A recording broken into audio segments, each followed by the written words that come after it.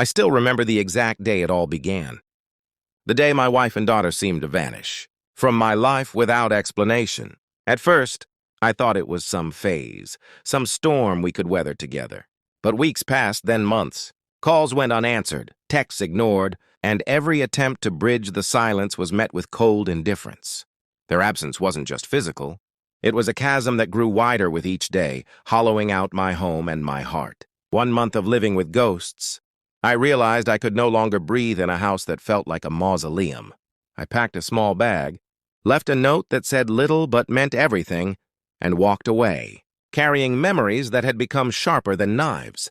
For years, I lived in the quiet of self-imposed exile, haunted by fragments of laughter and warmth that had once filled our living room. I told myself it was for the best, that their silence was a verdict I had no choice but to accept. Yet, despite the pain, I never stopped thinking of them.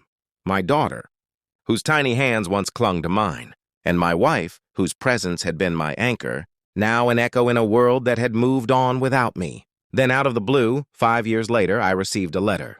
The handwriting was unmistakable, my wife's. She asked me to come to our daughter's wedding. No explanations, no apologies, just an invitation to witness the union of the child I had once held so close. My chest tightened in a way I hadn't felt in years. Could I go? Should I go? The questions churned in my mind, but deep down, I knew the answer before I even opened my mouth. The day of the wedding arrived, and I stood at the edge of the churchyard, my heart pounding in a rhythm that echoed both fear and hope. I saw my daughter radiant and poised, a reflection of the little girl who had once run to me with scraped knees and stories spilling from her mouth. But it wasn't just her. My wife was there. And when our eyes met, time itself seemed to shatter. She was trembling, her hands clutched together as if she were holding back more than tears. Her eyes, usually so composed, flickered with a storm of regret, longing, and something else I couldn't name at first. As the ceremony began, memories collided with reality. I remembered the arguments that never were, the silences that screamed louder than words, and the nights I spent wondering if I had failed them. Yet, seeing my daughter poised at the altar, I felt a surge of love so fierce it made my chest ache. My wife's hand brushed mine, almost imperceptibly, and I felt the tremor ripple through her again. Later, when the vows were exchanged and the crowd erupted in applause, I saw her quietly slip away to a corner, shaking, the weight of years pressing down on her. After the ceremony, I followed her to the quiet garden behind the hall. She leaned against a wall, her face buried in her hands. I didn't know how to tell you, she whispered, voice breaking. I made mistakes. Terrible mistakes. Her voice trailed off, and for a moment, I feared she might crumble. I stepped closer, hesitant. It's been 5 years, I said gently. Talk to me now. Tears slipped down her cheeks as she looked at me, a mixture of fear and hope warring in her eyes. I was with someone else, she admitted, the words raw and trembling. It wasn't love. Not like what I feel for you. I was lost and I didn't know how to face you.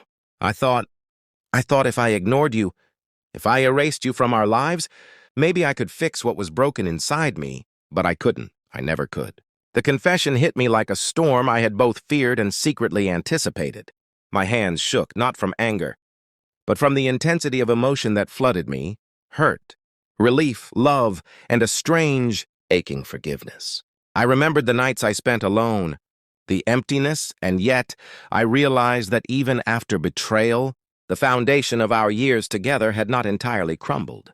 I waited for you, I said finally, voice steady despite the tremor in my own chest.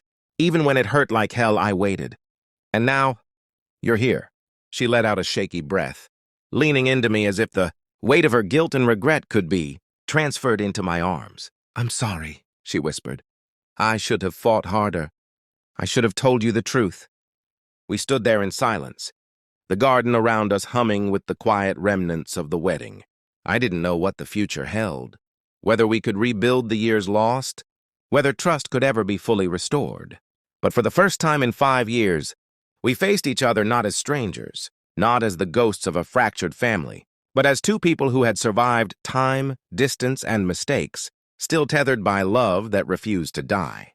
That night, as I left the wedding with my wife's hand brushing mine, I realized that pain and forgiveness could coexist, that shaking wasn't always a sign of weakness.